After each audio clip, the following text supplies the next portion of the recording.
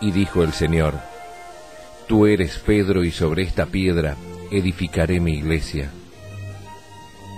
Y el Santo Padre, Benedicto XVI, en su aprobación y promulgación del compendio del Catecismo escribió: Agradezco infinitamente a Dios nuestro Señor el haber dado este catecismo por mi venerado y amado predecesor, el Papa Juan Pablo II. Estos, la Iglesia, el Papa y el Catecismo, son los fundamentos de esta catequesis de primera comunión. En nombre del Padre, y del Hijo, y del Espíritu Santo. Amén. Ave María Purísima, sin pecado concebido. Bueno, bienvenidos, queridos amigos, a nuestro último programa de este curso para padres y catequistas de primera comunión. Bienvenida, Mónica, muchas gracias por tu presencia hoy y en estos 40 programas y todo el apoyo que haces al Instituto de Formación Teológica por Internet. Gracias a vos, Padre Juan María, contento. Bueno, entonces, con la historia sagrada, hoy nos detendremos en la ascensión del Señor a los cielos y en la venida del Espíritu Santo en Pentecostés. Y dice: corrieron los días, luego de la resurrección, Jesús se reunió muchas veces con sus discípulos, y una de ellas en un cerro próximo al lago de Genesaret. Los discípulos sabían ya con certeza que el Señor vivía, pero seguían sin entender cabalmente la naturaleza de su misión. Todavía esperaban que se proclamara rey y, poniéndose al frente del pueblo judío, expulsara a los romanos de Israel.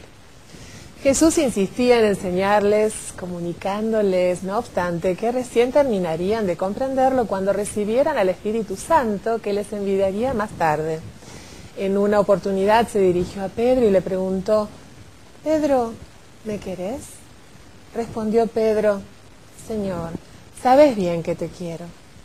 Dijo Jesús: «Apacentá mis ovejas». Por 3 veces se repitió el diálogo. Fue como si Pedro hubiera podido borrar con esta triple afirmación su negación triple en el patio de la casa de Caifás, y quedó confirmado como cabeza de la Iglesia, como el primero de los papas que, a lo largo de los siglos, la han dirigido en su carácter de representantes de Cristo en la tierra. Por fin, no sabemos si de mañana o por la tarde, Jesús se encaminó con sus apóstoles a una montaña cerca de Jerusalén llamada Monte Olivete. Les hizo allí algunas recomendaciones, prometiéndoles nuevamente mandarles el Espíritu Santo. Subió a una piedra y los bendijo, y empezó a levantarse levemente hacia el cielo. Los apóstoles lo miraban alejarse con pena. Jesús subía y subía, navegando en el aire transparente.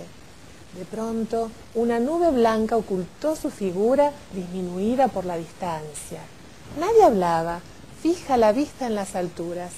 Fue entonces cuando 2 ángeles se hicieron presentes. Dijo uno de ellos: ¿qué están mirando? Jesús, al que acaban de ver subiendo al cielo, volverá un día del mismo modo.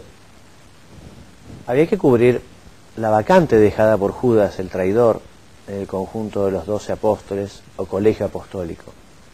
Rezaron estos y sacaron a la suerte entre los candidatos que había, resultando elegido Matías. Reconstituido el colegio apostólico, los discípulos hacían oración, unidos a María Santísima, esperando que el Señor les enviara el Espíritu Santo.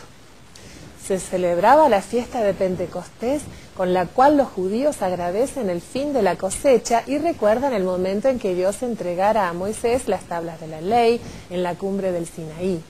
Los discípulos y Santa María estaban reunidos, probablemente en el cenáculo, aquel lugar donde tuviera lugar la última cena. No dejaban de orar. Repentinamente se oyó un bramido como de viento huracanado, y bajó el Espíritu Santo en forma de llamas que se asentaron sobre las cabezas de los presentes. Se les abrió de inmediato la inteligencia para entender las cosas de Dios, y ardieron de amor sus corazones, fortaleciéndose sus voluntades. Aquel ruido, como de huracán, se oyó en toda Jerusalén, y una multitud se fue juntando frente al cenáculo. entre la multitud había gente venida de muchos lados para la fiesta de Pentecostés: partos, medos, elamitas, los que habitaban en la Mesopotamia, Judea, Capadocia, el Ponto y Asia, Frigia y Panfilia, Egipto y los extremos de Libia, que lindan con Cirene, forasteros de Roma, cretenses y árabes. Podríamos decir que allí se reunieron habitantes de Israel, Siria y Jordania, griegos, turcos, rusos, armenios, polacos, italianos, austríacos, franceses, españoles, holandeses, británicos y sudafricanos, ciudadanos de Kenia y Nigeria, de Madagascar, australianos, chinos y japoneses, indonesios, pobladores de Alaska, Canadá y los Estados Unidos, mexicanos, hondureños, cubanos, nicaragüenses, colombianos y venezolanos, hombres, mujeres y chicos de Ecuador, Chile, Bolivia, Perú, paraguayos, brasileños, uruguayos y argentinos.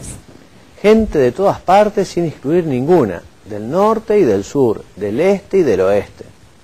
Al observar tal muchedumbre, los apóstoles, inflamados por el fuego del Espíritu Santo, comenzaron a hablar de las grandezas de Dios, a difundir el Evangelio sin temor alguno, a gritos, arrebatados, elocuentes. Y milagrosamente cada uno de ellos los oía hablar en su propia lengua, aunque sus idiomas eran distintos. Pedro pronunció un largo e inspirado discurso. Luego, 3.000 personas se hicieron bautizar. El Evangelio se difundía y los apóstoles eran muy respetados, pero los enemigos de Jesús seguían dispuestos a silenciar sus enseñanzas. Entre ellos se contaba Saulo de Tarso. Saulo pertenecía a la secta de los fariseos. La persecución contra los apóstoles y discípulos se hizo más intensa. A raíz de ella, un diácono llamado Esteban fue muerto a pedradas. Es el primer mártir. Entre los que cuidaban la ropa de aquellos que lo apedrearon estaba Saulo. Un día, comisionado por los judíos, Saulo marchó a Damasco con una partida de soldados para meter presos a los seguidores de Cristo que descubriera allí. Pero Jesús le habló en el camino en medio de un gran resplandor. Saulo cayó del caballo ciego. Fue instruido en la fe, recuperó la vista y llegó a ser el último de los apóstoles con el nombre de Pablo. Pronto los bautizados pasaron a llamarse cristianos. Y velozmente, con el ritmo vivo que Dios desea, los apóstoles llevaron el Evangelio por todos los rumbos del mundo conocido. Desde la India hasta España, desde las costas del África a las brumosas selvas de Germania, Pedro se aposentó en Roma, que es desde entonces sede de la cristiandad. Y hubo cristianos en el palacio del César y en las naves que comerciaban por toda la vuelta del Mediterráneo, en las termas y en el foro, en las caravanas que cruzaban los desiertos, en los cuarteles que albergaban las legiones, entre los que tejían carpas en Galicia y entre los que traficaban la púrpura en las minas de mercurio de Almadén y en las escuelas de retórica cartaginesas. Cada cristiano formaba nuevos cristianos, entre sus amigos, sus parientes, sus compañeros de oficio, sus conocidos ocasionales. Era la suya una labor esforzada, tenaz, fundada en la amistad y la confidencia.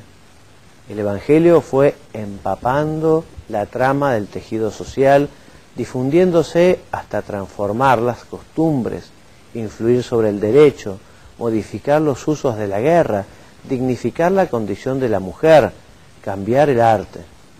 Empeñosa labor que la sangre de los mártires contribuyó a hacer fecunda. Apenas transcurrieron algo más de 3 siglos y Constantino, emperador romano, abrazó el cristianismo. Sin embargo, la difusión del Evangelio no ha concluido. En tantas y tantas partes hay gente que aún espera conocerle. En otras muchas necesitan recordarlo. Los cristianos de hoy tienen la misma misión de apóstoles que aquellos primeros 12, lograr que Cristo sea levantado sobre la tierra y atraiga todo hacia sí. Entonces, Padre Juan María, ¿cuál es el objetivo de esta carta? Destacamos lo siguiente. Primero, que Jesús, vivo, conserva en el cielo su cuerpo y alma de hombre. Segundo, que debemos rezar al Espíritu Santo, el gran desconocido, para que ilumine nuestras inteligencias e inflame nuestros corazones. Y tercero, que los cristianos no pueden desentenderse del apostolado, ya que al paraíso hemos de entrar acompañados. Y me quedo en este último punto, en este tercer punto, para invitarlos a pensar a modo así de examen de conciencia, bueno, ¿qué tal nuestro apostolado? ¿Cómo estoy influyendo yo cristianamente donde me ha puesto Dios? En mi familia, en primer lugar, en el trabajo, en el club, con los amigos, en fin. Los cristianos debemos ser como una brasa encendida que elevemos la temperatura espiritual de donde Dios nos ha puesto. Podemos decir también que esas personas que Dios ha puesto cerca nuestro, repito, familiares, amigos, conocidos, compañeros de trabajo, son también parte de esos talentos que Dios nos dio. Y el día de mañana también nos preguntará, bueno, tantos talentos te di, tantos parientes, tantos amigos, vecinos, compañeros, bueno, ¿y qué hiciste para acercarlos al cielo? Para acercarlos a Dios. Que nadie pueda decir como aquel hombre que llevaba 38 años en la piscina de Siloé, que cuando Jesús le dijo qué hacía, le respondió, es que yo no tengo a nadie que cuando viene el ángel y remueve las aguas, me ayude a llegar. Que ninguno de nuestros familiares, amigos, conocidos, compañeros de trabajo, con quien comparte el descanso del club, que nadie que nos conozca puede decir, yo no tuve a nadie que me hablara de Dios, yo no tuve a nadie que me hablara de la oración o de la misa o de la confesión.